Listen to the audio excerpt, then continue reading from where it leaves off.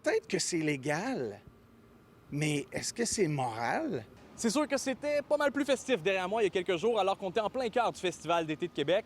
Et même si c'est terminé pour les festivaliers, les ennuis ne font que commencer pour le FEC, alors qu'ils sont poursuivis par la SOCAN. Quand une œuvre est exécutée publiquement, communiquée publiquement, ça entre dans les droits réservés aux auteurs.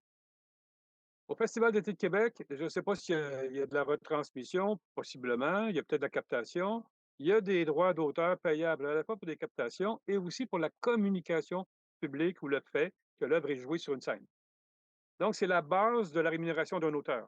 La rémunération des artistes et des créateurs, je veux dire, c'est ce qui fait que les plaines d'Abraham se remplissent. C'est pas la bière, c'est pas la bouffe, c'est pas de s'asseoir sur les plaines, c'est d'écouter un spectacle avec des artistes, des créateurs qui ont travaillé fort pour créer une musique et créer un spectacle pour les interprètes. Mais tout le monde doit être rémunéré dans ce cadre-là, incluant les gens qui ne sont pas sur scène. Il y a une déclaration du Festival d'été de Québec qui a été faite parce qu'il faut savoir qu'il y a un organisme de bienfaisance enregistré, le Festival d'été international de Québec, qui est derrière l'organisation du festival.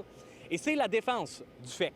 Essentiellement, ce qu'on dit, c'est que c'est un OBNL, donc, selon la jurisprudence, il n'y a pas de redevance à payer. Sauf qu'encore une fois, notre expert Normand Tamaro a des doutes sur cet argument du Festival d'été de Québec. Et la Cour suprême va expliquer une chose, va dire, le droit d'auteur est un droit de propriété normal, il ne tombe pas des nues.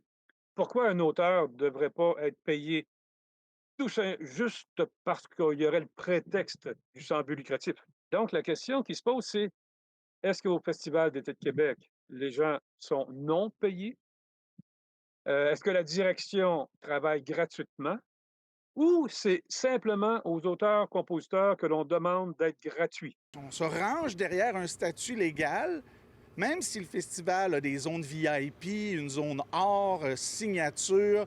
Évidemment, on a des concessions, on vend de la bière. Et tout d'un coup, au bout de la chaîne, ou au début de la chaîne, devrais-je dire, t'as l'artiste, puis lui, hey, sais-tu, on a un statut légal, on n'a pas à te payer. Et si vous vous demandez pourquoi la poursuite ne vise que les années 2022 à 2025, c'est simplement en raison des délais de prescription en termes de droits d'auteur qui sont d'un maximum de 3 ans.